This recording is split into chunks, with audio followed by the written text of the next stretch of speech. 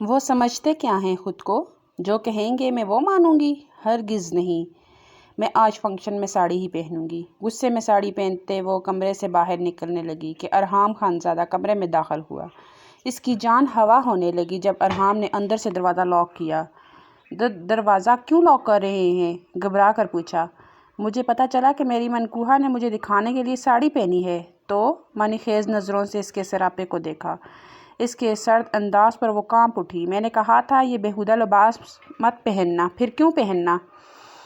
اچانک گراتے اس نے غصے سے ساڑی کھینچی تو وہ اپنا وجود چھپانے کے لیے اس کی باہوں میں چھپنے لگی۔ یہ کیا کر رہے ہیں آپ؟ وہ حیا آلودہ لہجے میں چیخ اٹھی تھی۔ ویسے تو فی الحال میرا ایسا ویسا کچھ کرنے کا ارادہ نہیں ہے، لیکن ابھی کے ابھی تم نے یہ بیہودہ ساڑی چینج نہیں کی جس میں تمہاری مخملی وجود نمایاں ہو رہا ہے تو میں وہ کچھ کر جاؤں گا جو تم سوچ کر مرنے والی ہو رہی ہو۔ اس کی تھوڑی مٹھی میں دبوچے وہ اس کے چہرے پر جھکا، اپنے ہر الفاظ پر زور دیے، گویا اچھے سے اسے اپنی بات باور کراتے۔ دانین خانزادہ کی سانسیں سینے میں ہی اٹکا گیا تھا۔ وہ اس کے غصے اور عادت سے اچھے سے واقف تھی۔ وہ جو کہتا تھا کر گزرتا تھا، جبھی خوف سے اس کے گلے کی گلٹی ڈوب کر ابھری تھی۔ آپ میرے ساتھ زبردستی نہیں کر سکتے ہیں۔ وہ یہ بات غصے میں بولنا شروع ہوئی، لیکن آخر تک اس کی آواز بھرا گئی تھی، جبکہ نیلی سمندر جیسی موٹی موٹی آنکھوں میں نمکین پانی کی تہ جمتی ایک لمحے میں مقابل کو محبوط کر گئی تو وہ پل میں موم کی مانند پگھلا تھا۔ وہ بے شک اس پر جتنا بھی برہم ہو، لیکن مقابل کے آنسو اس کے غصے کی آگ پر چھینٹے ڈال کر اس آگ کی تپش کو مان کر دیتے تھے۔ جب میرا غصہ برداشت نہیں ہے تو اس طرح کی حرکتیں کرنا بند کیوں نہیں کرتی ہو؟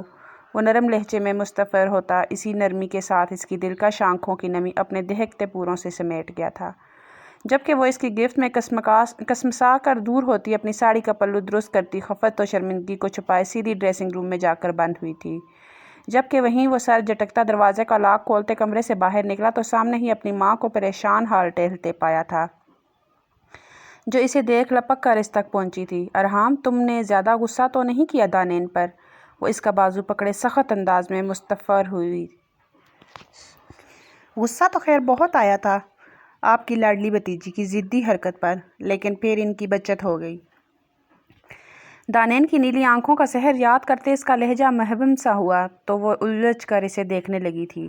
مطلب وہ ولیمے میں شرکت تو کر رہی ہے نا؟ تم نے اسے کمرے میں قید تو نہیں کر دیا؟ وہ اپنی بھتیجی کو لے کر ہی نہیں، بیٹے کو لے کر بھی سخت پریشان تھی۔ ان کے کہنے پر اس نے دانین سے نکاح تو کر لیا تھا، لیکن دونوں کے مزاجوں کا الگ الگ رنگ ایک نہیں ہو پاتا تھا، جس ایک وجہ دانین کا ضدی پن اور بچپنا بھی تھا۔ دانین 5 سال کی تھی جب اچانک ہی ایک موذی بیماری کے سبب وہ اپنی ماں کی ممتا سے محروم ہو گئی۔ وہ بہت چھوٹی تھی، اسے ایک ماں کی محبت بھری نگرانی کی اشد ضرورت تھی، جس کی وجہ سے اس کے والد کی دوسری شادی کروا دی گئی، لیکن اس کی سوتیلی ماں واقعی سوتیلی نکلی۔ دانین کے والد آسٹریلیا کی ایک بڑی کمپنی میں جاب کرتے تھے۔ اچانک ہی وہ وہاں سخت بیمار ہوئے تو انہوں نے اپنی بیوی کو بلوا لیا۔ وہ اس وقت دانین کو وہیں چھوڑ کر اپنے شوہر کے پاس ایسی گئی کہ پھر نہیں لوٹی۔ ایسے میں دانین کی ذمہ داری اور اس کی پھوپھی نے سنبھال لی تھی۔ پہلے اس کی ماں چھن گئی اور پھر باپ بھی پرایا ہو گیا۔ اس کی دادی بھی اپنے فیصلے پر خوب ہی پچھتائیں، مگر اب کچھ ہو تو نہیں سکتا تھا۔ اس کے بابا بس دادی کے انتقال پر آئے تھے اور دوسرے ہی دن واپس لوٹ گئے۔ اسے نہ سینے سے لگایا نہ نرم نگاہ ڈالی، انہیں بس اپنی بیوی کی فکر تھی۔ ان کا 2 سال کا بیٹا تھا اور ان کی بیوی پھر سے ماں بننے والی تھی، اور وہ پہلی اولاد کو بھول بھال کر دوسری اولاد کی فکر میں مبتلا چل نکلے تھے۔ میں اب اتنا بھی ظالم نہیں ہوں جو آپ کی لاڈلی کو قید کر لوں۔ وہ ماں کی بات سنتا خفگی جتاتے انہیں مسکرانے پر مجبور کر گیا۔ میرے بچے، میرا مطلب وہ نہیں تھا۔ اچھا ٹھیک ہے، میں زیادہ ہی بول گئی، ممتا سے چور لہجے میں کہتے انہوں نے آگے ہو کر اس کے دونوں شانوں پر پیار سے ہاتھ پھیرے تو وہ ان کی محبت پر نثار ہوتا جھک کر ان کا سر چوم گیا تھا۔ اتنے میں دانین خانزادہ جھلتی بھنتی کمرے سے باہر نکلتی دکھائی دی تھی۔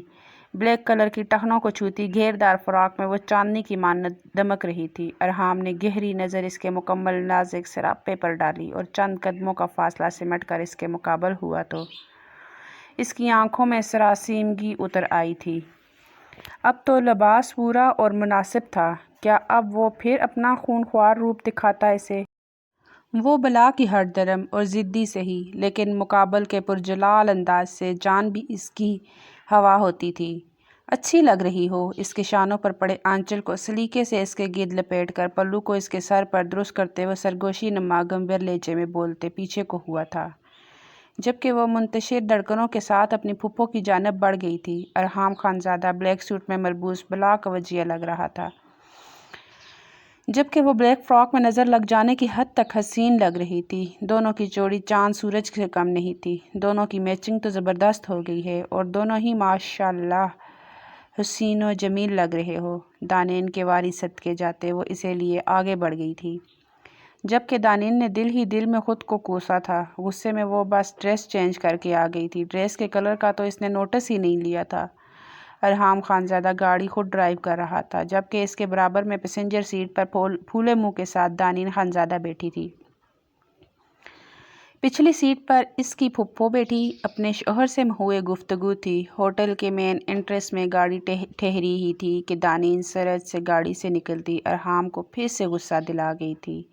وہاں کافی گہما گہمی تھی۔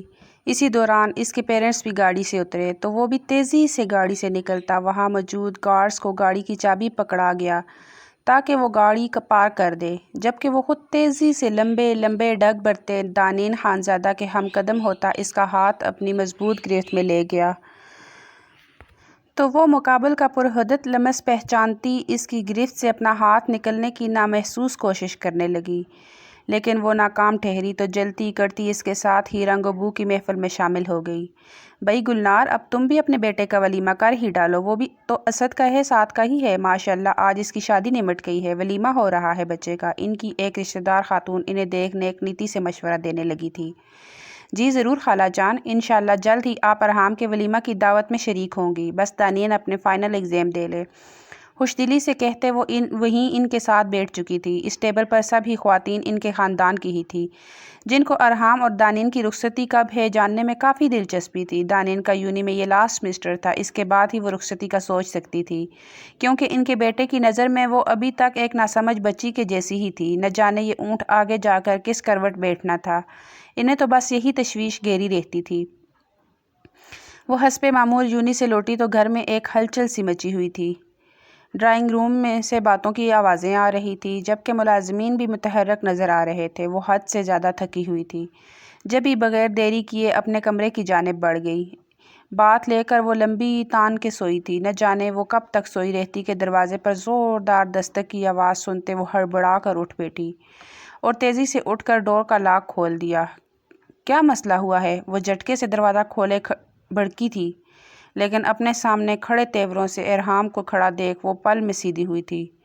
ملازمہ کئی مرتبہ تمہارا دروازہ بجا کر گئی ہے، لیکن تم شاید مردوں سے شرط باندھ کر سوئی ہو۔ اس کا اندازہ شرمندہ کرنے والا تھا۔ میں یونی سے تھکی ہوئی آئی تھی، سر درد کر رہا تھا، پتہ نہیں چلا اور میں گہری نیند سو گئی، نروٹھے پن سے کہتے اس نے اپنی نیند کے خمار سے سرخ پڑتی آنکھوں سے مقابل کی شہد رنگ کی آنکھوں میں دیکھا تو ارحام خانزادہ کے دل نے ایک بیٹ مسی تھی۔ بالوں کا بھی کیا حشر کیا ہوا ہے، نہا کر کنگھی تک نہیں کی۔ 2 قدم مزید آگے ہوتے وہ اس کے چہرے پر آتے بالوں کو نرمی سے پیچھے کرتے انہیں اپنی کھردری انگلیوں سے سلجھانے لگا تھا۔ میں انہیں ایسے ہی چھوڑ کر سو گئی تھی۔ نیند جو سخت آ رہی تھی، وہ اپنے بالوں کو پریشانی سے دیکھتی ڈریسنگ میں کی جانب بڑھی تو ارحام نے بھی اس کی پیروی کی تھی۔ آپ اندر کیوں آ رہے ہیں؟ میں بس بال سلجھا کر نیچے ہی آتی ہوں، ڈنر کا وقت ہو چکا ہے، وہ سادہ سے لہجے میں بولتی ایک نظر وال کلاک پر بھی ڈال گئی تھی جو رات کے 8 بجا رہی تھی۔ تم یہاں خاموشی سے بیٹھو، بچپن میں بھی یوں ہی جب بال الجھا لیتی تھی تو میں ہی انہیں سلجھاتا تھا، یہ تمہارے بس کا کام نہیں ہے۔ نرمی سے اسے ڈپٹتے وہ اسے شانوں سے پکڑتے سٹول پر بٹھاتے اس کے شہد رنگ ریشم کے تھان جیسے بال نرمی اور احتیاط سے سلجھانے لگا تھا۔ بلیک شلوار قمیض میں ملبوس وہ بلا توجہ لگ رہا تھا۔ وہ اپنے کام میں مصروف تھا اور دانین اسے دیکھنے میں اس کی وجہ نقوش میں تیکھا پن گلا تھا جو اس کی شخصیت کو سوٹ بھی بہت کرتا تھا۔ مقابل کی سحر انگیز پرسنالٹی ہر لڑکی کا خواب تھی، لیکن وہ بس ایک اسی کا تھا۔ بے شک وہ غسیل سے ہی، لیکن دانین کے دل کو وہ اچھا بھی لگتا تھا، جیسے اس وقت وہ پوری طرح اسے دیکھنے میں محو ہو چکی تھی۔ اسی دوران مقابل کا لمس کبھی سے اپنے گال تو کبھی گردن کے پچھلے حصے پر محسوس ہوتا ایک نئے احساس سے دوچار کر رہا تھا۔ ارحام خانزادہ کا یہ کیئرنگ انداز اسے اچھا لگ رہا تھا۔ تو وہ وہیں مقابل دانین کی نظریں خود پر مرکوز پاتے بے نیاز بن رہا تھا، مگر اسے دانین کا یوں خود کو حق سے دیکھنا اچھا بھی لگ رہا تھا۔ وہ ہر وقت اس سے ضد لگا کر رکھتی تھی۔ اسے لگتا تھا کہ دانین شاید اسے پسند نہیں کرتی، لیکن آج اس کی یہ غلط فہمی بھی دور ہوئی تھی۔ اس کی آنکھوں میں آج وہ رنگ واضح تھے جو شاید وہ خود سے بھی چھپاتی آ رہی تھی۔ بال سلجھا کر ارحام نے جھک کر اس کے سر پر پیار دیا تو وہ بوکھلا کر ایک دم کھڑی ہوئی تھی۔ ٹھیک اسی وقت کوئی لڑکی تیزی سے ان کے روم میں داخل ہوئی تھی۔ آنٹی نے آپ کو یہاں کس کام سے بھیجا تھا اور آپ کیا کام کر رہے ہیں؟ تیکھے انداز میں بولتی اس نے ایک چپتی نظر دانین کے ہوش ربا حسن پر بھی ڈالی تھی۔ بغیر دوپٹے کے وہ اپنے کھلے بالوں کے ساتھ ارحام خانزادہ کے بے حد قریب کھڑی اسے آگ ہی لگا رہی تھی۔ آپ نے یہاں آنے کی زحمت کیوں کی؟ آپ مہمان ہیں، آپ کسی ملازمہ کو بھیج دیتی۔ اپنے ازلی سنجیدہ دو ٹوک لہجے میں وہ بولتے اس نے بت بنی دانین کے کمر سے نیچے جاتے بالوں میں بل ڈالنے شروع کر دیے تھے۔ پونی دو، مقابل کے سنجیدہ انداز پر اس نے جلدی سے ڈریسنگ پر رکھی پونی اسے پکڑائی تھی۔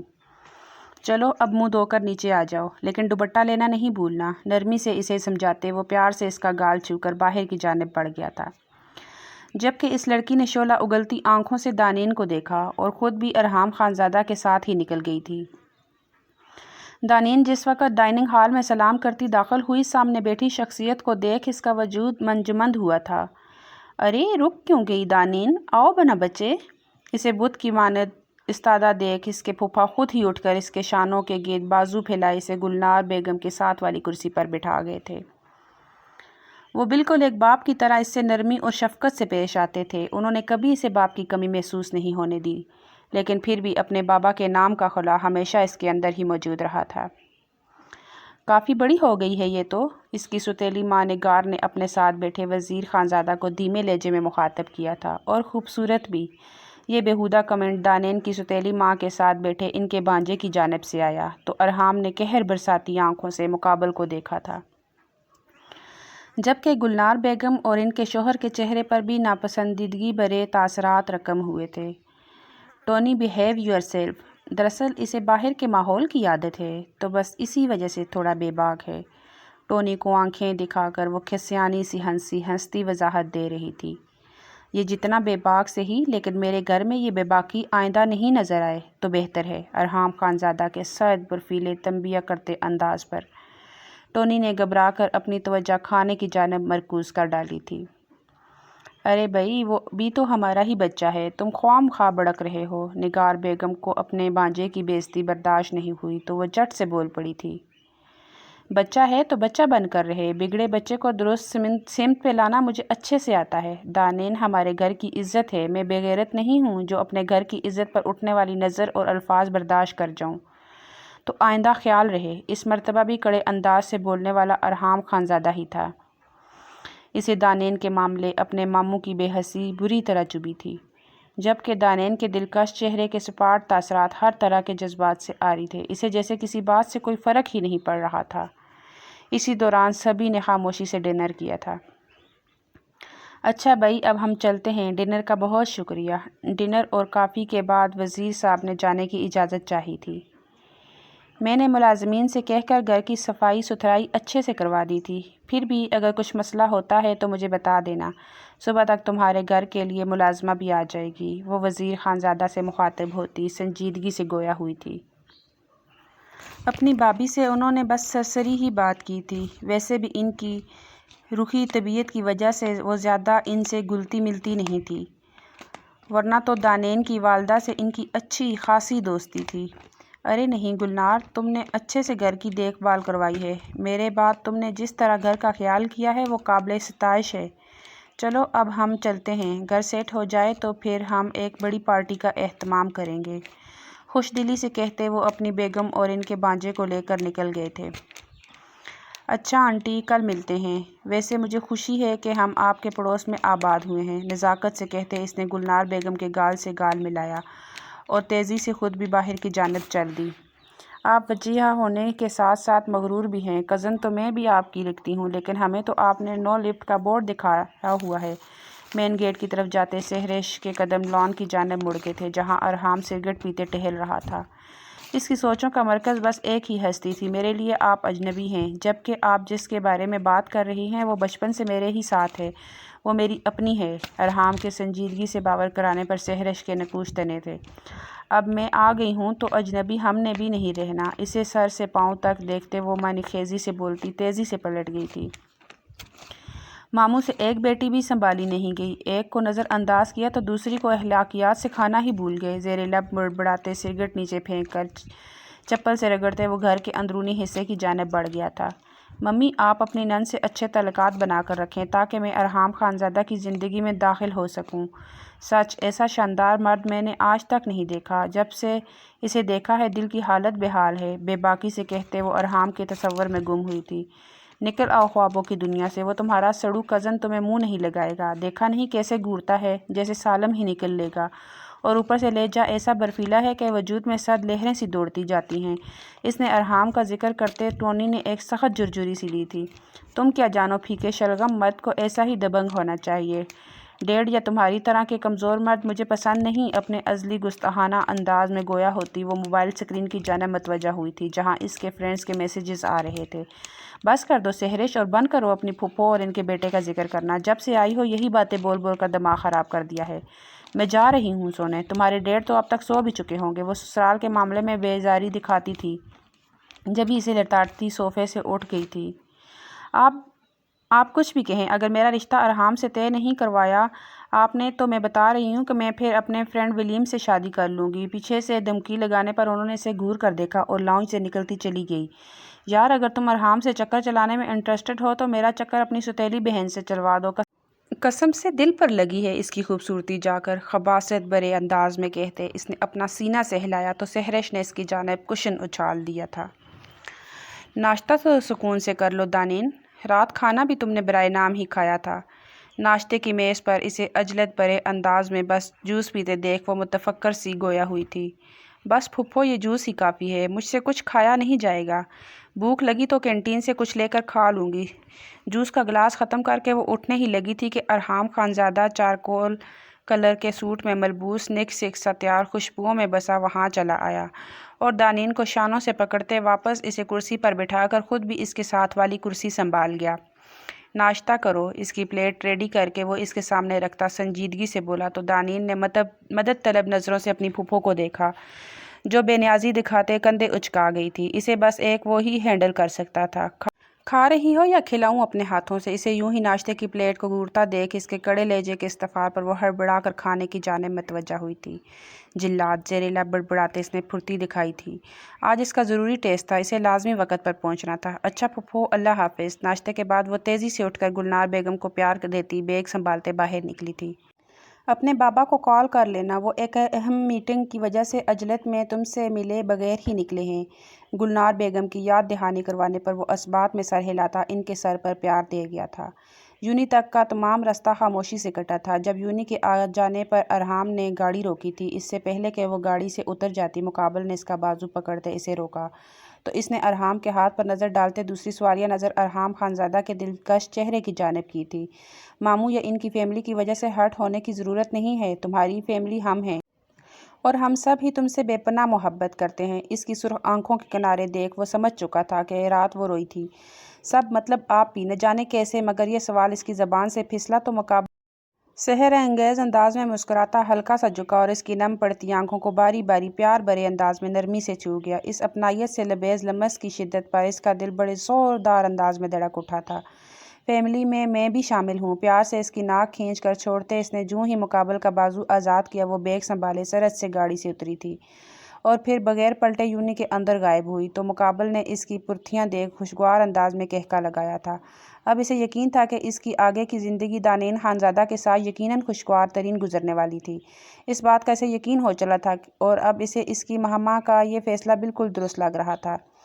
اس کے بابا کو اپنی فیملی کے ساتھ آئے دوسرا ہفتہ تھا۔ سحرش اب اکثر ہی شام کی چائے یا رات کے ڈنر پر ان کے گھر پائی جاتی تھی، جس وجہ سے دانین چڑنے سی لگی تھی۔ وہ اس سے بات نہیں کرتی تھی لیکن وہ اس کی پھپھو سے لگی رہتی یا پھر ارحام سے زبردستی فری ہونے کی کوشش کرتی تو وہ شٹ اپ کال دے دیتا تھا، جسے اس وقت کھانے کی میز پر وہ ख्वाम ख्वाह अरहाम खानज़ादा से फ्री होने लगी थी कि इसने अपने रूड अंदाज में इसे झड़क दिया था। देखें ना फूफो, अरहाम को ये कभी सीधे मुंह बात ही नहीं करते हैं। हसीन हैं तो मगरूरियत भी तो कूट कूट के भरी है इनमें। नाक चढ़ाकर वो एक अदा से अपने कटे बालों को पीछे को झटक गई थी। अरहाम की तबीयत ही कुछ ऐसी है, वो हर किसी से घुलता मिलता नहीं है। और दूसरी बात, तुमसे उम्र में वो बड़ा है तो इसे भाई बोला करो। गुलनार बेगम के नरमी से टोक देने पर सहरिश का मुंह बन गया था। दानेन भी तो इन्हें भाई नहीं कहती जब तो आपको एतराज़ नहीं करती हैं। इसके नरूठे अंदाज से जताने पर जहां उन्होंने ठंडी सांस भरी, वहीं दानेन की बस हुई थी। इसने अपना चम्मच प्लेट में पटका और उठ खड़ी हुई। मेरा नाम भी आइंदा अपने लबों से मत लेना। तुम्हें यहाँ बर्दाश्त कर रही हूँ, यही बहुत है। अपने घर खाना नहीं मिलता जो यहाँ रोज़ रोज़ मुँह उठाए चली आती हो। दानेन के तुश तलख अंदाज से फटने पर सहरिश बोंचका सी रह गई थी। दानेन, अरहाम खानज़ादा ने इसे नरमी से टोका था। मुझे कोई कुछ नहीं कहेगा, ये मेरा घर है और मुझे अपने घर में ये बर्दाश्त नहीं। गुस्सील भरे अंदाज में बोलती वो दूसरे ही लम्हे दौड़ती हुई वहाँ से निकल गई तो गुलनार बेगम ने परेशान होकर अरहाम की जानिब देखा था। आप फिक्रमंद मत हों, मैं देख लूँगा। इन्हें तसल्ली देते वो खुद भी नेपकन से मुंह साफ करता वहाँ से निकलता चला गया था। किस कदर बदतमीज़ है ये दानेन। घर आपका है और हक वो जिता रही है। इसे तो गोया मौका मिला था इसकी बुराई करने का। दानेन बदतमीज़ हरगिज़ नहीं है, बस इसे गुस्से जल्दी आ जाता है। और रही इसके घर की बात, तो ये घर वाकई में इसका है। इस घर पर इसी का हक है। इनके लहजे में दानेन के लिए एक अलग तरह की मोहब्बत झलक रही थी, जिसे देख वो बुरी तरह जली बुनी थी। आपकी मोहब्बत है जो आप ऐसा कह रही हैं। खैर 2 दिन बाद भाई भी आ रहा है और घर में पार्टी भी है। कल डैड आपको कार्ड देने आएंगे तो प्लीज़ आप सब ने आना है। वो अपनी बातों का असर ना होते देख गोया मौजू गुफ्तगू ही बदल गई थी। हम तो आ जाएंगे लेकिन तुम्हारे अंकल यहाँ नहीं हैं। दरअसल ज़्यादातर वो दुबई वाला अपना बिज़नेस देखते हैं, लेकिन इन दिनों वो बिज़नेस मीटिंग की वजह से यूरोप साइड विज़िट पर हैं। गुलनार बेगम की बातें सुनती सहरिश की मज़ीद आंखें खुली थी। इसकी अगर यहाँ शादी हो जाती तो इसके ऐश ही ऐश थे। दौलत भी मिलती और इतना हैंडसम शोहर भी। चलें अंकल बिज़ी हैं, लेकिन आप और अरहाम ने ज़रूर आना है। अब मैं चलती हूँ। मुझे अभी याद आया कि टोनी के साथ मुझे मॉल जाना था। वो मेरा वेट कर रहा होगा। वो पानी का गिलास लबों से लगाती चंद घूंट पीकर अजलत भरे अंदाज से बोली थी। तुम्हारे इस कज़न की फैमिली नहीं है? इनके अंदाज में तजस्सुस नहीं था, बस सादगी भरा सवाल था ये। फैमिली तो है, मगर इसे पाकिस्तान देखने का शौक़ था तो ये हमारे साथ यहाँ आ गया, लेकिन कुछ दिनों में वो चला जाएगा। ओके, अब मैं जाती हूँ। इनके सवाल का जवाब देते वो तेज़ी से वहाँ से निकल गई तो गुलनार बेगम ने मुलाजमा से कहकर टेबल समेटने को कह दिया था। अरहाम खानज़ादा सीधा दानेन के रूम में दाखिल हुआ, लेकिन दानेन इसे पूरे कमरे में कहीं दिखाई नहीं दी तो वो कमरे से निकलकर पीछे लॉन की सिमत निकल आया था, जहाँ वो पिलर के साथ टेक लगाए गोया हर शय से खफा बैठी थी। नाराज़ हो? लेकिन नाराज़ होना तो नहीं चाहिए। मैंने डांटा नहीं था सहरिश, बेशक तुम्हें नापसंद से ही, लेकिन वो हमारे घर पर एक मेहमान की हैसियत से थी। तुम्हारा एक मामा की तरबियत पर सवाल उठा रहा था। हमारी मामा ने हमें ये तो नहीं सिखाया कि हम घर आए किसी मेहमान की इंसल्ट करें। इसके रिसान भरे अंदाज से बोलने और सवाल करने पर वो झट सर को नफ़ी में जनबश दे गई थी, जबकि वो इसके साथ ही मार्बल के फर्श पर बैठा इसकी जानब ही मतवज्जा था। वो अब क्यों आए हैं? ज़काम ज़दा लहजा और भीगी नीली आंखों का दर्द में डूबा शिकवा मुकाबल के दिल पर किसी नुकेले बारे की मानद जाकर लगा था। तुम्हें इनके होने से फ़र्क पड़ रहा है, मैं जानता हूँ। मज़ीद आगे बढ़ते अरहाम खानज़ादा ने इसे अपने नरम हिसार में कैद किया तो वो अपना सर इसके सीने से टिका गई थी। मैं बहुत अकेला महसूस कर रही हूँ अरहाम। हालांकि मुझे आप सब ने बेपनाह प्यार दिया है, लेकिन ये भी सच है कि माँ ज़िंदा नहीं थी तो मुझे सब्र आ गया, लेकिन अपने ज़िंदा बाप पर कैसे सब्र करूँ? फूट फूट कर रोते वो इसका गिरेबान अपनी मुट्ठी में दबोचे हुए थी। तुम रोना चाहती हो, अपना दिल हल्का करना चाहती हो तो कर लो। अच्छा है, दिल का गुबार छुटेगा। इसका सर चूमते अरहाम खानज़ादा नरमी से इसकी पूँछ सहलाता इसे खुलकर रोने की वजह दे गया तो वो खुलकर ही रोई थी। मैं इतनी बुरी हूँ अरहाम कि मेरे बाबा ने कभी पलट कर मुझे देखा तक नहीं। मुकाबल के सीने से चेहरा निकालते इसने हिचकी भरी थी। मेरी दानेन दुनिया की सबसे अच्छी लड़की है। इसने झुक कर बारी बारी इसकी नम सुर्ख पड़ती आंखों को चूमा था। सच में? वो अब भी बेयकीन थी। जब भी अपनी हसीन आंखों को फैलाए वो हैरानी से सवाल करती। मुकाबल का दिल धड़का गई थी। 100% से ज़्यादा सच। اس کا لہجہ جذبات کی رو میں باری ہو کر گھمبر ہوا تھا۔ آپ تو ہر وقت مجھ پر برہم ہوئی ہوتے رہتے ہیں، پیار تو کبھی بھی کیا ہی نہیں، تو میں کیوں آپ کی بات کا یقین کروں؟ نروٹھے پن سے کہتی وہ اس سے الگ ہونے لگی تھی کہ مقابل نے اس کی پشت پر دباؤ ڈالنے اسے اپنی سمت کھینچا تو وہ سیدھا آ کر اس کے وجود کا حصہ بنی تھی۔ کیا کر رہے ہیں؟ مقابل کی حرکت پر وہ سرخ اناری ہوتی بری طرح بوکھلا گئی تھی۔ تمہیں بتا رہا ہوں کہ میں تمہیں کتنا پیار کرتا ہوں، شوخ بری سنجیدگی سے کہتے وہ دانین کی جان ہوا کر چکا تھا۔ دست و لب کی بے باکیاں اسے بوکھلائے دے رہی تھی تو وہ بری طرح سے پچھتائی تھی مقابل سے شکوہ کر کے۔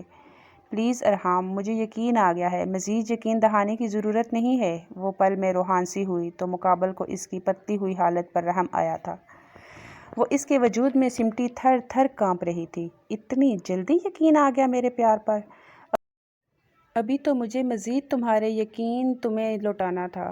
وہ اب بھی اسے تنگ کرنے سے باز نہیں آیا تھا تو وہ اس کے کشادہ سینے پر ہاتھ کی مٹھی بنا کر مار گئی تھی۔ اس کے ہلکے پھلکے مار کا اثر کہاں ہونا تھا، مقابل پر الٹا مار کھا کر ارحام کا دل کش کا فضا میں کھل گیا تھا۔ اپنے مجازی خدا سے کبھی یہ شکوہ نہیں کرتے میری جان کہ وہ پیار نہیں کرتا، ورنہ نتائج اس سے بھی زیادہ خطرناک ہو سکتے ہیں۔ اسے یوں ہی اپنی باہوں میں بھر کر گود میں اٹھاتے وہ اندر کی جانب قدم بڑھا گیا تو دانین نے دل ہی دل میں توبہ کی تھی۔ اسے کہاں علم تھا کہ مقابل اس قدر بے باک بھی ہو سکتا ہے۔ اس نے تو ہمیشہ اس کا سڑو روپ ہی دیکھا تھا جو اس پر باری ہی پڑتا تھا، لیکن اب جو اس کا رومانٹک موڈ نظر آیا تو اس کی جان ہی نکال چھوڑی تھی مقابل نے، مگر وہ پھر بھی خوش تھی۔ دل پر محبت نے ڈیرا جما لیا تھا، دل کا گلستان مہکنے لگا تھا۔ ایک دوسرے میں گم وہ دونوں گھر کے اندرونی حصے کی جانب غائب ہوتے اس بات سے انجان تھے کہ کوئی انہیں بسم کرتی آنکھوں سے دیکھے جا رہا تھا۔ تمہاری کزن تو کافی بولڈ ہے، مزے ہیں بھائی دونوں کے۔ کیا رومانٹک سین دیکھا ہے تمہارے سڑو کزن نے؟ ویسے اس کی دبنگ شخصیت کو دیکھ کر لگتا نہیں کہ وہ اس قدر رومانٹک بندہ بھی ہو سکتا ہے۔ ٹونی سہرش کے ساتھ ہی کھڑا اس منظر کو دیکھتا معنی خیزی سے گویا ہوا تو سہرش نے اسے کھا جانے والی نظروں سے دیکھا تھا۔ ارحام صرف اور صرف میرا ہے، اسے دانین نے یا کسی نے بھی اس بیچ آنے کی کوشش کی تو میں اسے چھوڑوں گی نہیں، آگ اگلتے لہجے میں بولتی وہ ٹیرس کی ریلنگ پر زوردار ہاتھ مار گئی تھی۔ مجھے تو ایسا کچھ نہیں لگتا، دیکھا نہیں کیسے ارحام خانزادہ اس پر لٹو اس کے ناز اٹھا رہا تھا۔ ٹونی کے ہنس کر کہنے پر اس نے نفرت سے سر جھٹکا تھا۔ وہ بس ایک مرد ہے، اسے ادائیں دکھاؤ تو وہ مائل ہو ہی جاتا ہے، وہ بھی بس اپنی تھرڈ کلاس ادائیں دکھا کر مقابل کو پھنسا چکی ہے، لیکن مجھے اس چال کو کاٹنا بھی اچھے سے آتا ہے۔ حقارت بھرے انداز میں بولتے وہ غصے میں اس کی جگہ کو گور رہی تھی جہاں کچھ دیر پہلے تک وہ دونوں بیٹھے ہوئے تھے۔ ارحام خانزادہ آفس سے لوٹا تو گلنار بیگم کے ساتھ بیٹھی دانین کا منہ لٹکا ہوا تھا۔ منہ لٹکا ہوا دیکھ وہ سلام کرتا سیدھا ان کے پاس ہی چلا آیا تھا، ورنہ تو وہ سلام کر کے پہلے بات لے کر چینج کیا کرتا تھا۔ دانین چونکہ اس کی ماما کے ساتھ بیٹھی تھی تو وہ سامنے والے صوفے پر بیٹھ گیا تھا۔ ہاں بھئی کیا مسئلہ ہے مسز؟ آپ کے حسین چہرے پر تفکر کی کالی بدلی کیوں چھائی ہے؟ سنجیدگی سے گویا ہوتے اس نے ٹائی کی نوٹ ڈھیلی کرتے ہوئے کوٹ اتار کر صوفے کی ہتھی پر رکھ دیا تھا۔ میرا کل بہت اہم ٹیسٹ ہے اور مجھے کچھ سمجھ نہیں آ رہا۔ بار بار اس سوال کو سولو کرتی ہوں لیکن ہر مرتبہ آنسر غلط ہی نکل کر آ رہا ہے۔ منہ بسورے اس نے اپنی پریشانی مقابل کے گوش گزار کی تو وہ اس کی بات پوری توجہ سے سنتا، کف لنکس نکال کر ٹیبل پر رکھتا اپنے کف فولڈ کرنے لگا۔ اس دوران گلنار بیگم اٹھ کر کچن کی جانب چل دی تھی تاکہ پرتکلف چائے کا انتظام کرنے کو بول سکیں، کیونکہ پڑھائی کی ٹینشن کی وجہ سے دانین نے دوپہر میں لنچ بھی برائے نام کیا تھا۔ کچھ وہ ان کی پرائیویسی کے خیال سے بھی اٹھ کر آ گئی تھی۔ وہ ٹیپیکل ساسوں کی طرح کی سوچ نہیں رکھتی تھی، ان کے نزدیک بہو بیٹے کی محبت ہی گھر کی خوشحالی کی وجہ تھی۔ وہ تو چاہتی تھی کہ وہ دونوں ہمیشہ یوں ہی محبت سے جڑے رہیں۔ جو رشتہ ان کی خواہش پر جڑا تھا اب اس رشتے میں انہیں محبت کی خوشبو محسوس ہوتی تھی، جس وجہ سے وہ پہلے سے زیادہ خوش رہنے لگی تھی، ورنہ تو انہیں بس فکر ہی کھائے رہتی تھی، لیکن اب وہ ٹینشن فری ہو چکی تھی۔ میرے پاس آؤ، میں دیکھتا ہوں۔ اپنی ماما کے منظر سے ہٹتے ہی سارے جہاں کا پیار لہجے میں سموئے اس نے دانین کو اپنے پاس بلایا تو وہ پین رجسٹر اور بک میز پر سے اٹھاتے اسے تھوڑا فاصلے پر ہو کر جھجکتی ہوئی بیٹھی تھی۔ وہ اب تک اس کے پرسوں والی بے باکی سے نہیں بھولی تھی۔ وہ بے شک شرافت کا مظاہرہ کرتے اسے گود میں اٹھا کر کمرے تک چھوڑ گیا تھا، لیکن اس سے پہلے جو اس نے اپنا استحقاق استعمال کرتے اس کے ہوش اڑائے تھے، وہ جب سے ہی مقابل سے کترائی اور نظریں چرائے ہوئے تھی۔ قریب تو آؤ، اتنی دور سے کیسے تمہیں سمجھ آئے گی؟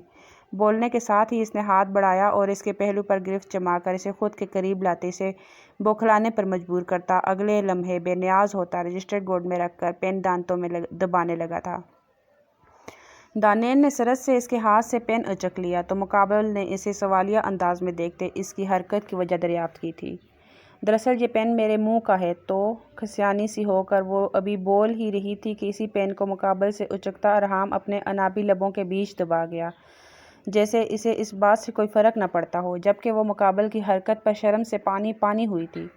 پیج نمبر بتاؤ۔ اس کے سرخ پڑتے چہرے کو دیکھتے وہ اب مکمل سنجیدگی بھرے انداز میں آ چکا تھا، جس وجہ سے وہ اپنی شرم بھری جھجک ایک طرف رکھ گئی تھی۔ پڑھائی بہرحال ابھی زیادہ ضروری تھی، ورنہ پوری کلاس کے سامنے بے عزتی پکی ہو جانی تھی۔ ارحام اسے پوری دلجمی سے سوال کا جواب سمجھا رہا تھا، تو وہیں وہ بھی پوری توجہ سے اس سے پڑھ رہی تھی۔ ہائے، میں کب سے اس سوال کو لے کر ہلکان ہو رہی تھی، اور آپ نے منٹوں میں نہ صرف اسے حل کیا بلکہ مجھے اتنے اچھے سے سمجھایا کہ میں بآسانی اب اس سارے کوسچن کو خود کر پاؤں گی۔ جوش جذبات سے کہتی وہ ارحام سے لپٹ گئی تو وہ ہنس کر اس کے سر پر چپت لگا گیا تھا۔ ہلکان مت ہوا کرو، میرے ہوتے اگر تم پریشان ہوگی تو یہ ارحام خانزادہ کے لیے شرم سے ڈوب جانے کا امکان ہے۔ کوئی بھی پریشانی یا مسئلہ درپیش ہو تو فوراً میرے پاس چلی آیا کرو۔ اپنے ہونے کا مان بخشتے اس نے جھک کر دانین کا ماتھا چوما تو وہ سرشاری سے مسکرا دی تھی۔ پہلے آپ خڑوس نما جلاد تھے تو مجھے آپ سے ڈر لگتا تھا، لیکن اب وہ ایک دم بولتے ہوئے خاموش ہوئی تو مقابل کے دل کو بے چینی لاحق ہوئی تھی۔ بات مکمل کرو یار، مجھے الجھن ہوتی ہے ادھوری باتوں سے۔ مقابل اس لمحے بری طرح جھنجھلایا تو وہ اس کی کیفیت سے خط اٹھاتی سرحد سے دوڑ کر وہاں سے جانے لگی تھی، لیکن مقابل اس کے ارادے بھانپتا سرحد سے اسے قابو کرتے اس کے گدگدی شروع کر چکا تھا۔ اللہ ارحام بس کریں، وہ بری طرح مچلتی ہنس ہنس کے پاگل ہو رہی تھی۔ بات مکمل کرو پہلے۔ اس نے آنکھیں دکھانے پر وہ بری طرح پچھتائی تھی۔ جلاد کو چھیڑ کر مگر اب مرتی اور کیا کرتی والا سین تھا۔ اب آپ کچھ سویٹ ہو گئے ہیں۔ اب خوش ناک چڑھا کر وہ اس کے حصار میں قید اپنی آنکھوں میں نمکین خفگی بھرے سے اسے دیکھنے لگی تو ارحام نے جھک کر اس کے ناک کو دانتوں سے دبا دیا، جس پر وہ درد کے مارے چیخ پڑی۔ ہائے ظالم، کاٹ ہی کھائیں گے کیا؟ اس کے چوڑے سینے پر اپنا چوڑیوں سے بھرا ہاتھ مارتے وہ دہائی دے رہی تھی۔ کب سے چوکھٹ پر کھڑی سہرش ان کی حرکتوں پر اپنا خون جلاتی بول پڑی، تمہارے تو عیش ہیں بھائی۔ سہرش کی طنز میں ڈوبی آواز پر ان دونوں کی گردنیں پچھلی کی جانب گھومی تھی، جہاں سہرش آنکھوں میں حسد کے جذبات لیے دانین کو دیکھ رہی تھی۔ تم مجھ سے بات کر رہی ہو؟ اس کا انداز ان دونوں کو ہی ناگوار گزرا تھا۔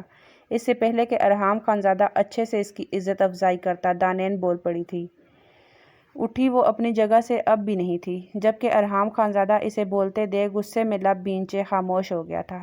دانین کو بھی وہ اچھے سے جانتا تھا، اب اس نے خود ہی مقابل سے نمٹ لینا تھا۔ جبھی وہ بے فکری سے اپنا فون کوٹ کی پاکٹ سے نکال کر بیٹھ گیا تھا۔ ہاں، تم سے ہی کہا ہے میں نے۔ دانین کے ترش سوال پر جواباً سحر کا انداز بھی کٹیلا ہوا تھا۔ تو میڈم، میرے عیش کرنے پر تم کیوں جل بن رہی ہو؟ تم، بہن، بھائی اور تمہاری ماں میرے باپ کی کمائی اور محبت پر ایک مدت سے عیش کرتے آ رہے ہیں۔ میں نے تو کبھی تمہیں یہ طعنہ نہیں دیا، حالانکہ میں اس بات کو کہنے کا پورا حق رکھتی ہوں، کیونکہ تم لوگوں نے میرے حصے کا پیار سمیٹا ہے، میرا حق کھایا ہے۔ دانین بولنے میں اس سے کم نہیں زیادہ ہی تھی۔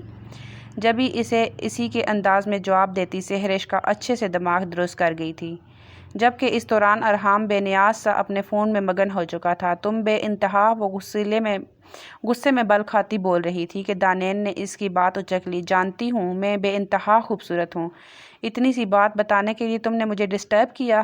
دانین نے گویا اس مرتبہ اس کے جلے دل پر اچھے سے نمک پاشی کی تو وہ لاپرواہ بن کے بیٹھے ہنسی دبائی ارحام خانزادہ کو دیکھ پاؤں پٹکتی وہاں سے نکلتی چلی گئی تھی، جبکہ دانین خود کو ہلکا محسوس کرتی مزے سے مقابل کی گود سے رجسٹر اٹھاتی بقیہ سوالات سالو کرنے لگی تھی کہ اتنے میں ملازمہ گلنار بیگم کی ممیت میں لوازمات سے بھری ٹرالی گھسیٹتی چلی آئی تھی۔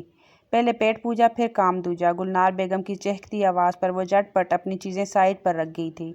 آئی لو یو پھوپھو، سچ بڑی بھوک لگ رہی تھی۔ تیزی سے اٹھ کر گلنار بیگم کا گال چومتی وہ اپنی والہانہ محبت کا اظہار کرتی واپس ارحام کے پہلو میں ہی بیٹھ گئی تھی، جبکہ وہ ہنس کر خود بھی اپنی چھوڑی جگہ پر بیٹھ گئی تھی۔ کبھی ایسی والہانہ محبت کا اظہار اپنے مجازی خدا سے بھی کر لیا کرو، یقین جانو تمہیں ثواب ہی ملے گا۔ بھرپور سنجیدگی سے کہتے وہ آگے بڑھ کر اپنی پلیٹ میں اپنی پسند کی کھانے کی چیزیں رکھنے لگا، جبکہ وہ بیچاری اس قدر بے باک شکایتی فرمائش سنتے انگشت بداں ہوئی تھی۔ تو وہیں دوسری طرف دانین تن فن کرتی لاؤنج میں داخل ہوتی، ہاتھ مار کر کارنر پر رکھا گلدان زمین بوس کر گئی تھی۔ یہ کیا بدتمیزی ہے سہرش؟ وزیر صاحب اس کی اس حرکت پر برہم ہوئے تو نگار بیگم نے سہرش کی آنکھیں دکھا کر قابو میں رہنے کا اشارہ دیا تھا، جسے وہ نظر انداز کر گئی تھی۔ بدتمیز میں نہیں، آپ کی وہ سو کالڈ بیٹی ہے، جاہل کو بات کرنے تک کی تمیز نہیں۔ مجھے بھائی اور ممی کو تانے مار رہی تھی کہ ہم نے اس کا حق کھا لیا۔ وہ کیا کر رہی ہے؟ کبھی ارحام کی باہوں میں جھول رہی ہوتی ہے تو کبھی اس کی گود میں بیٹھی ہوتی ہے۔ کبھی دیکھیں بھی آپ اپنی بیٹی کے کالے کرتوت، دیکھ کر شرم سے سر جھک جائے گا۔ بغیر کسی لحاظ کے جو اس کے منہ میں آیا وہ بکتی گئی تھی، جبکہ تپش کے عالم میں وزیر صاحب کا چہرہ سرخ پڑنے لگا تھا۔ زبان سنبھال کر بات کرو، بڑی بہن ہے وہ تمہاری۔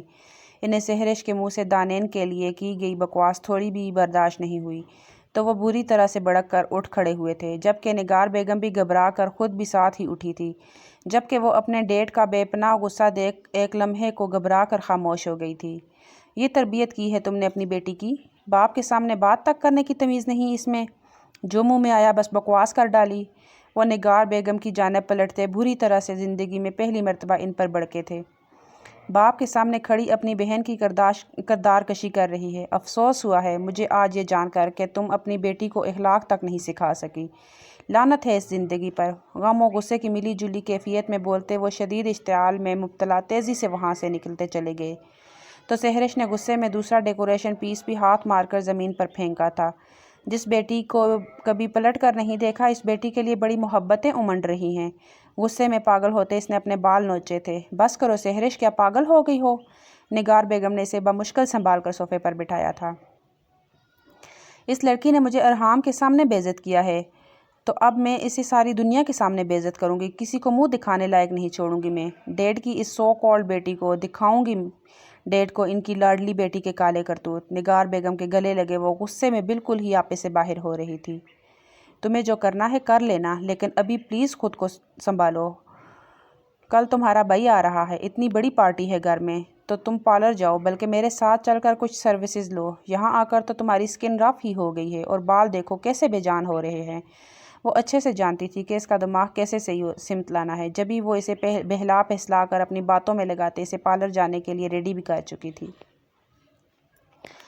چارکول بلیو پارٹی سوٹ میں پسٹل شرٹ پہنے وہ خوشبوؤں میں بسا اپنی شاندار پرسنالٹی کے ساتھ مکمل ریڈی تھا۔ چمچماتے شوز اور مضبوط کلائی میں مہنگی ترین ریسٹ واچ اپنی قیمت آپ بتا رہی تھی۔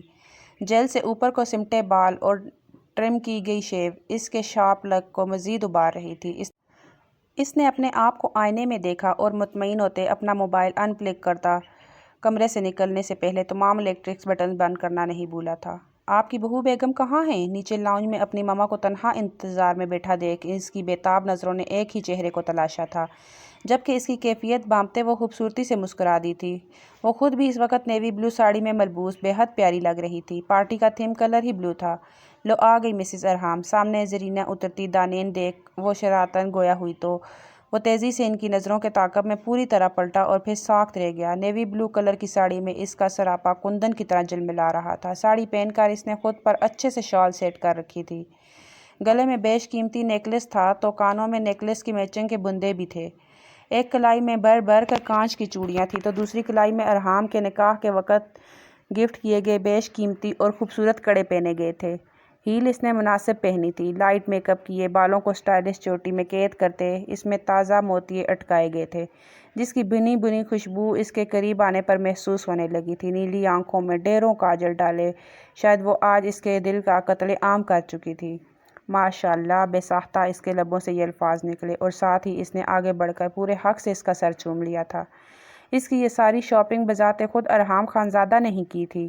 اسے علم تھا کہ دانین کو ساڑی پہننے کا بہت شوق ہے، بس اسی کی خاطر وہ اس کے لیے ساڑی لے کر آیا تھا، لیکن اس ساڑی میں کہیں بھی اس کے وجود کا حصہ نمایاں نہیں ہو رہا تھا۔ بس کریں ارحام، میں بے ہوش ہو جاؤں گی۔ مقابل کی وار پھکتی بری نظروں سے گھبرا کر وہ بول پڑی تو وہ ہنس کر اپنے بالوں میں ہاتھ پھیر گیا تھا۔ آپ دونوں کا رومانس ختم ہو گیا ہے تو کیا ہم پارٹی میں چلیں؟ گلنار بیگم کے انداز میں شرارت بڑی چھیر محسوس کرتی وہ جھیم کر تیزی سے ان کے قریب بڑھ گئی تھی، جبکہ دانین کی حیا پر وہ واری صدقے گیا تھا۔ سچ کہا ہے کسی نے کہ عورت بے رنگ پانی جیسی ہوتی ہے، اس میں جس رنگ کا پانی ڈالو وہ اس رنگ میں رنگ جاتی ہے۔ ارحام یہ بات دل میں ہی سوچ سکا تھا۔ شروع میں وہ کس قدر ضدی اور ہٹ دھڑم بن جاتی تھی، لیکن آہستہ آہستہ وہ ارحام کی محبت اور توجہ پاتے اس کے رنگ میں رنگنے لگی تھی۔ اب صحیح معنوں میں وہ مسز دانین خانزادہ بن چکی تھی۔ اس کے رنگ میں رنگی دنیا کی حسین ترین عورت۔ پارٹی کا تھیم بلو تھا تو پارٹی کی ساری تیاری پول سائڈز کی گئی تھی۔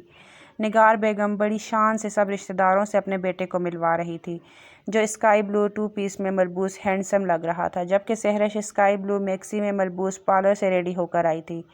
میکسی کی سلیو لیس غائب تھی۔ پچھلا گلا تو خیر کافی ڈیپ تھا ڈریس کا، لیکن شکر تھا کہ اگلا گلا اس قدر ڈیپ نہیں تھا۔ لیکن بہرحال ڈیپ گلا ہی تھا، معمولی ہی صحیح، لیکن اس کے نسوانی خوبصورتی کو ظاہر کر رہا تھا۔ اپنے ویوی سٹائل میں کٹنگ کیے ہوئے بالوں میں انگلیاں چلاتی وہ ایک ادا سے سب سے بے نیاز بس ٹونی کے ساتھ لگی تھی۔ اسے بس ارحام کا انتظار تھا اور پھر اس کا انتظار ختم ہوا۔ وہ اپنی فیملی کے ساتھ سامنے سے پروقار انداز میں چلا آ رہا تھا۔ ان کے آتے ہی سب کی نظروں کا مرکز دانین اور ارحام خانزادہ ہی بن چکے تھے۔ وہ ساتھ ساتھ کس قدر مکمل لگ رہے تھے کہ سہرش جل کر کوئلہ ہوئی تھی۔ واؤ یار، یہ لڑکی تو بلا کی حسین ہے، ساڑی جیسے لباس میں بھی ایک دم سیپ میں چھپے موتی کی طرح لگ رہی ہے۔ ٹونی کے بے ساختہ کیے گئے اس اظہار خیال پر سہرش نے اس کی کمر پر ایک تھپڑ مارا تو وہ بری طرح سے اچھلا تھا۔ کیا ہے، اب بندہ تعریف بھی نہیں کر سکتا؟ وہ برا منہ بناتے اس کے قریب سے ہٹ گیا تو وہ بھی سر جھڑکتی ارحام سے ملنے کے لیے آگے بڑھ گئی تھی۔ ہیلو ہینڈسم، یوں لگ رہا ہے کہ پارٹی میں جان سی آ گئی ہے۔ اس کے بے باکی سے دیکھنے اور بولنے کے انداز پر ارحام خانزادہ کے چہرے کے وجیہہ نقوش تن گئے تھے۔ گلنار بیگم تو دانین کو لیے اپنے خاندان کے افراد سے ملنے آگے بڑھ چکی تھی، یہاں صرف وہی ٹھہر گیا تھا کہ ایک ضروری میسج کا رپلائی دے رہا تھا۔ وہ مجھے اتنی بے تکلفی پسند نہیں ہے، اپنی حدود میں رہو۔ اس کے خشک لہجے پر سہرش کی مسکان سمٹی تھی۔ مقابل نے ایک نظر کے بعد اسے دیکھنا بھی پسند نہیں کیا تھا، حالانکہ وہ کافی حسین لگ رہی تھی۔ اسے اپنی تیاری اب غارت ہوتی محسوس ہوئی تھی۔ اسے سمجھ نہیں آ رہا تھا کہ وہ کچھ بھی کر لے، مقابل اس سے متاثر ہونے والا نہیں ہے۔ یہی بات اسے جلا کر رکھ رہی تھی۔ اس میں کمی کیا تھی جو وہ اس پر ایک نظر تک نہیں ڈال رہا تھا؟ جبکہ دانین کے ساتھ تو وہ کھلی کتاب بن جاتا تھا۔ ہاں بھائی، آپ کو تو بس ایک سے ہی بے تکلف ہونا پسند ہے، اور وہ ایک ہی کی بے تکلفی پسند ہے۔ جواباً سہرش کے بولنے کے انداز میں طنز گلا تھا۔ وہ جل رہی تھی اور یہی جلن لبوں سے الفاظ کی صورت ادا ہوئی تھی۔ تم ٹھیک سمجھی ہو، مجھے بس ایک ہی ذات میں دلچسپی ہے، اور وہ تم ذات شریف ہرگز نہیں ہو۔ صد لب و لہجے میں اسے باور کراتے وہ آگے کو بڑھ گیا تو وہ ناگن کی مانند بل کھا کر رہ گئی تھی۔ یہ تمہاری بڑی بہن دانین ہے۔ وزیر خانزادہ اپنے بیٹے کا تعارف کروانے لگے تو وہ والہانہ انداز میں دانین سے ملتا اس کا سر چوم گیا تھا، جبکہ وہ اس کے بھائی والے انداز کی محبت محسوس کرتی پہلے حیران ہوئی پھر مسکرا دی تھی۔ نگار بیگم کا بیٹا کم از کم ان پر نہیں گیا تھا، اسے رشتوں کا پاس تھا۔ آپ تو پکچرز سے بھی زیادہ پیاری لگ رہی ہیں۔ اس کے بے ساختہ کہنے پر وہ پھر سے حیرانی سے اسے دیکھنے لگی تھی۔ کون سی پکچرز؟ اس نے حیرانی کو زبان دی تھی۔ ڈیڈ کے پاس آپ کی پکچرز کی پوری ایک البم ہے، وہ اکثر اسٹڈی میں بیٹھ کر اسے دیکھا کرتے تھے، تو میں بھی ان کے ساتھ ہی بیٹھ جاتا تھا۔ نمیر خانزادہ کے اس کیے گئے انکشاف پر وہ سوکھ سی رہ گئی تھی۔ اس دوران وزیر صاحب واپس پلٹ چکے تھے۔ وہ اس کے پاس بس تعارف کرانے کی نیت سے شاید آئے تھے۔ ڈیڈ آپ سے بہت پیار کرتے ہیں آپی، لیکن وہ اپنی شرمندگی کی وجہ سے کبھی یہ بات آپ سے کہیں گے نہیں۔ دانین کی نظروں کے تعاقب میں اپنے ڈیڈ کو دیکھتا نمیر یہ بات کہے بغیر نہیں رہ سکا تھا۔ وہ اپنی ماں اور بہن سے قطعی مختلف شخصیت کا مالک تھا، اور یہ بات ظاہر بھی تھی۔ ڈیڈ ممی سے ہمیشہ ہی بلیک میل ہوتے آپ سے دور رہے، اور یہ بات انہیں ہمیشہ گلٹ میں مبتلا کیے رکھتی ہے۔ شاید یہی وجہ ہے کہ وہ آپ سے کتراتے ہیں، اور سچ جانیں اس کی وجہ ان کی شرمندگی اور احساس جرم ہے۔ میں گواہ ہوں ان کے احساسات کا، اور اکثر و بیشتر آپ کو یاد کرتے میرے سامنے رویا کرتے تھے۔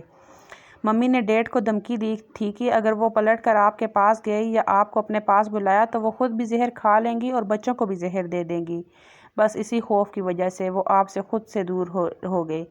ہاں، انہیں یہ اطمینان تھا کہ آپ یہاں خوش ہیں، اور دوسرا اگر آپ ہمارے ساتھ رہتی تو شاید میری ممی کی فطرت ایسی تھی کہ آپ کبھی ہمارے ساتھ خوش نہیں رہ پاتی۔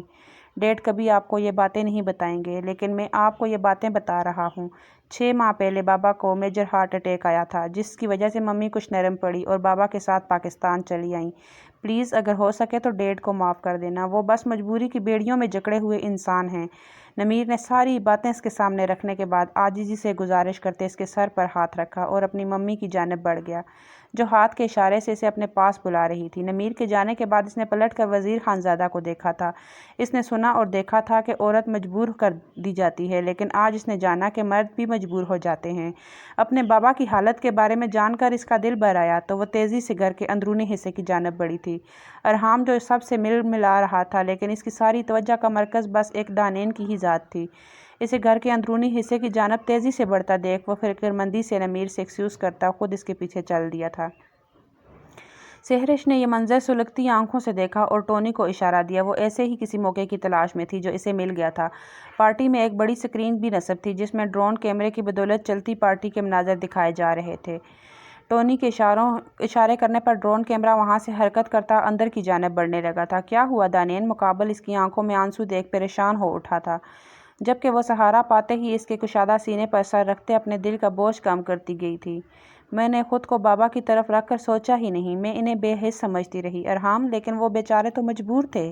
انہیں میرے ساتھ زیادتی کا اتنا گلٹ رہا کہ ان کا دل بند ہوتے ہوتے بچا، اور میں نے کیا کیا؟ بس ان سے نفرت کرتی رہی، کبھی ان کی مجبوری سمجھ ہی نہیں پائی۔ بوجھ الغام سے چور لہجے میں بولتے اس نے اپنا چہرہ اٹھا کر ارحام کو دیکھا تو اس نے جھک کر اس کے ماتھے پر پیار دیا تھا۔ اچھا، بس خود کو ہلکان کرنے کی ضرورت نہیں ہے۔ وہ شرمندگی کی وجہ سے تم سے مل نہیں رہے تو کیا ہوا، تم ان سے مل لینا، پھر دیکھنا سب ٹھیک ہو جائے گا، مگر پلیز اب رو کر پریشان ہو کر خود کو ہلکان مت کرو۔ اس کے گرد حصار مضبوط کرتے اس نے ایک مرتبہ پھر جھک کر دانین کا سر چوما تھا، جبکہ باہر سکرین پر نظر آتا یہ منظر دیکھ ہر کوئی ساتھ کھڑا تھا۔ جب ہی سہرش زور زور سے تالیاں بجاتی آگے کو آئی تھی۔ اس دن ڈیڈ آپ مجھ پر برہم ہو رہے تھے کہ میں نے آپ کی پیاری دانین کے کردار پر بات کی۔ آج آپ دیکھ لیں اپنی لاڈلی کی حرکتیں، کس طرح وہ بے شرمی کے ریکارڈ بریک کر رہی ہے، اپنے ہی کزن کے ساتھ مل کر سب کی نظروں میں دھول جھونکتی عیاشیاں کرتی پھر رہی ہے، اور آپ مجھے برا بھلا بول رہے تھے، غصہ ہو رہے تھے۔ تو اب آپ دیکھ لیں اپنی آنکھوں سے اس کے کالے کرتوت۔ وہ ابھی مزید کچھ اور بولتی کہ ایک دم ہی وہاں پر آتی دانین نے اس کا رخ اپنی جانب کیا اور ایک زناتے دار تھپڑ اس کے گال پر دے مارا۔ حالانکہ ارحام تو اس لڑکی کا گلا دبا دینا چاہتا تھا، لیکن دانین نے اس کا ہاتھ پکڑ کر اسے روکا تھا اور خود آگے بڑھی تھی۔ تم جتنی گھٹیا ہو، تمہاری سوچ اس سے بھی کئی گنا زیادہ گھٹیا ہے۔ ارحام مجھے پیار کریں یا میں، اس میں کوئی برائی نہیں، کیونکہ وہ میرے شوہر اور میں ان کی بیوی ہوں، اور جن کو تم یہ مناظر دکھا کر مجھ پر کیچڑ اچھالنا چاہ رہی تھی وہ سب ہماری شادی میں موجود ہمارے نکاح کے گواہ ہیں۔ تو میرے اوپر پھینکا سارا کیچڑ اب تمہارے چہرے کو سیاہ دکھا رہا ہے، جس میں تمہاری شکل صرف بھیانک ہی نظر آ رہی ہے۔ اسے بری طرح پیچھے کو دھکیلتی وہ سن کھڑی نگار بیگم کی جانب پلٹی تھی۔ آپ ساری زندگی میرے بابا کو بلیک میل کرتی رہیں تاکہ میں ان سے دور رہوں، لیکن جو بیٹی آپ کی اپنی آپ کے پاس تھی اس کی تربیت تک ڈھنگ سے نہیں کر سکی۔ ویسے اس بیچاری کا بھی کوئی قصور نہیں، آپ ہی کی بدفطرتی شامل ہے اس کے خون میں۔ اچھے سے اپنا حساب بے باک کرتی وہ اپنے بابا کی سمت بڑھی ہی تھی کہ اپنا دل پکڑتے ایک دم کو پیچھے کو گرنے لگے تھے۔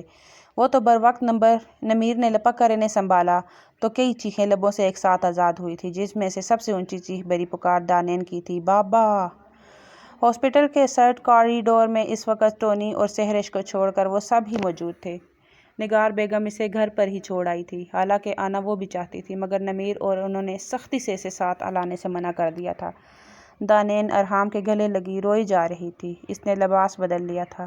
گلنار بیگم خود بھی گھر سے لباس بدل کر اس کے لیے دوسرے کپڑے لے آئی تھی، جو اس نے ہاسپٹل میں ہی چینج کر لیے تھے۔ وہ گرے کلر کے ٹراؤزر شرٹ میں مربوط، سر پر دوپٹہ لیے ارحام کے سینے سے لگے روئی جا رہی تھی۔ غلط فہمی کی دھن چھٹی تو اس کے بابا اس سے دور ہو رہے تھے۔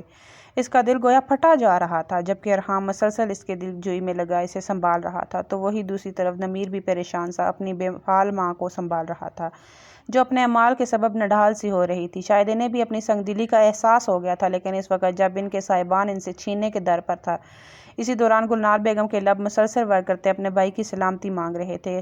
کئی کرب امیز گھڑیوں کے بعد ICU کا ڈور کھلا اور ڈاکٹر ان کی جانب آیا تھا۔ ان کی کنڈیشن اب کافی بہتر ہے، لیکن کل تک ہم انہیں انڈر آبزرویشن رکھیں گے۔ آپ میں سے بس ایک فرد ہی ان سے مل سکتا ہے، مگر دھیان رہے کہ پیشنٹ زیادہ بات نہیں کرے۔ وہ اپنے پروفیشنل انداز میں باتیں انہیں سمجھاتے نرس کے ہمراہ وہاں سے نکلتے چلے گئے تو نمیر نے ارحام کو اشارے سے دانین کو اندر بھیجنے کا کہا تھا۔ تم جاؤ ماموں سے مل لو، مگر پلیز رو کر انہیں پریشان مت کرنا۔ اس کا سر چوم کر اسے پیار سے سمجھاتے وہ اسے دوڑ دھکیل کر اندر کی جانب بھیج چکا تھا۔ اپنے بابا کو یوں بےحال اپنے سامنے دیکھ پھر سے رونا آنے لگا، لیکن وہ خود کو سنبھالتی بیڈ کے قریب آ کر ٹھہرتی ہلکا سا جھکی تھی۔ بابا، نرمی سے انہیں پکارتے اس نے جھک کر ان کا ماتھا چوما تھا۔ انہوں نے ہوش گنوانے سے پہلے بھی یہی پکار سنی تھی، اور اب ہوش میں آنے پر بھی اسے پکار نے انہیں اپنی بھاری ہوتی آنکھیں کھولنے پر مجبور کیا تھا۔ میری بیٹی، ان کے بمشکل لب ہی ہلے تھے کہ وہ جٹ انہیں بولنے سے منع کر گئی۔ آپ نے بات نہیں کرنی ہے، طبیعت مزید خراب ہو سکتی ہے۔ ویسے میں آپ سے شدید والا ناراض ہوں، آپ میرے پاس آتے ہی اتنے بیمار ہو گئے۔ ابھی تو ہم نے ڈھیروں وقت ایک ساتھ گزارنا تھا، خوب باتیں کرنی تھی۔ مجھے نہیں پتا، آپ اب جلدی سے ٹھیک ہو جائیں تاکہ ہم بہت سارا وقت اکٹھے گزار کر آپ کی مسز کو جلا بنا سکیں۔ نروٹھے پن سے کہتی وہ انہیں اسی پل وہی چھوٹی سی ضدی سی دانین لگی تھی جو ان کی زندگی کا محور تھی، جبکہ وہ خود اس کی باتیں سنتے دھیمے سے مسکرا رہے تھے۔ اب لگ رہا ہے میرے بابا ٹھیک ہو گئے ہیں، بس ڈاکٹر کے سامنے بھی ایسا ہی ہنس کر دکھانا ہے آپ کو تاکہ وہ جلدی سے آپ کو چھوڑ دیں، ورنہ بل بڑھانے کے چکروں میں وہ آپ کو روکے رکھیں گے۔ وہ ان کا ذہن بٹانے کے لیے اول فول باتیں کرنے لگی تھی، انہیں مسکرانے پر مجبور کرتی جا رہی تھی، جبکہ شیشے کی اس جانب کھڑا ارحام خانزادہ اپنی دانین کو والہانہ نظروں سے دیکھ رہا تھا۔ سچ میں وہ دنیا کی سب سے اچھی لڑکی تھی۔ کچھ وقت کے بعد، جلدی کرو بھائی، تمہاری انٹری ہونے والی ہے ارحام بھائی کے ساتھ، اور تمہاری تیاری ہی ختم نہیں ہو رہی۔ سہرش کے پیار سے ڈپٹنے پر دانین نے اسے آنکھیں دکھائی تھی۔ اچھا، سوری نا، ایک تو تمہیں دیکھ بڑی بہنوں والی فیلنگ ہی نہیں آتی، اتنی نازک اور چھوٹی لگتی ہو مجھ سے۔ اس نے جٹ اپنے دانتوں کی نمائش کرتے اس کو بندیا کو درست کیا تھا۔ تم پہلی لڑکی ہو جو کسی دوسری لڑکی کو خود سے چھوٹا بتا رہی ہے۔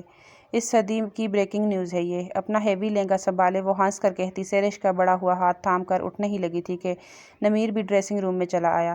سرخ اناری لہنگے میں مشرقی دلہن کا روپ لیے وہ بلا کی حسین لگ رہی تھی۔ نمیر نے بے ساختہ اپنی جیب سے کئی نوٹ نکال کر اس کے سر پر وارے ٹیبل پر رکھ دیے تو وہاں کھڑی ملازمہ نے جٹ سے وہ پیسے اٹھا لیے تھے۔ نمیر نے جھک کر اس کا سر چوما اور اسے محبت سے تھام کر باہر کی طرف نکل آیا، جبکہ سہرش نے پیچھے سے اس کا لہنگا سنبھال رکھا تھا۔ اس کے ڈریسنگ روم سے باہر نکلتے ہی وہاں موجود نگار بیگم نے بھی ماشاءاللہ کہتے کئی نوٹ اس پر وارے تھے، جبکہ وزیر صاحب نم آنکھوں سے آگے بڑھتے اسے اپنے سینے سے لگا گئے تھے۔ آج دانین خانزادہ کی آفیشلی رخصتی تھی۔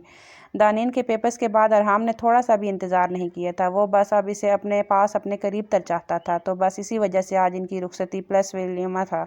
نگار بیگم اور سہرش نے جب دانین سے معافی مانگی تھی تو اس نے بھی کھلے دل کا مظاہرہ کیا کرتے اپنے بابا کی خاطر ان کو معاف کر دیا تھا، جس کے بعد اس کے بابا مزید خوش رہنے لگے تھے، اور اسے بھی اپنے بابا کی خوشی ہر حال میں عزیز تھی۔ آدھے رستے وہ اپنے بابا اور بھائی کے ساتھ خرامہ خرامہ نظریں جھکائے چلی آئی تھی، لیکن آدھے رستے میں اس کے بابا نے اس کا مہندی کی خوشبو سے مہکتا ہاتھ بلیک ٹیکسٹوں میں ملبوس شہزادوں کی سی آن بان والے ارحام خانزادہ کے ہاتھ میں دیا تو ہر جانب سے ان کے اوپر پھولوں کی برسات سی ہونے لگی تھی، اور ساتھ ہی تالیوں کا ایک شور سا اٹھا تھا۔ آئی لو یو، پوری شدت سے دل کی بات کہتے ارحام خانزادہ نے جھک کر دانین کا ماتھا چوما۔